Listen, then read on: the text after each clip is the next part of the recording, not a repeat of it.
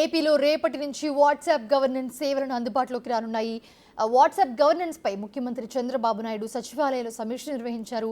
మొదటి విడతగా పౌరులకు 161 సేవలను ప్రభుత్వం అందించినది. సమావేశంలో అధికారులు సీఎంకి ప్రెజెంటేషన్ ఇచ్చారు.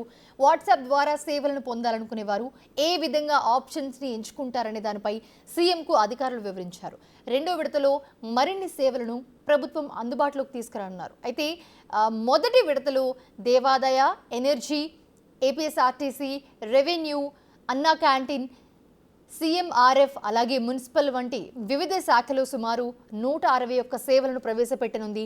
దేశంలోనే మొదటిసారి వాట్సాప్ గవర్నెన్స్ విధానాన్ని రాష్ట్రంలో ప్రవేశపెడుతున్నామని, ధృవపత్రాల కోసం పౌరులు ప్రభుత్వ కార్యాలయాల చుట్టూ తిరిగే విధానానికి ఇక స్వస్తి పలకనున్నామని ముఖ్యమంత్రి అన్నారు.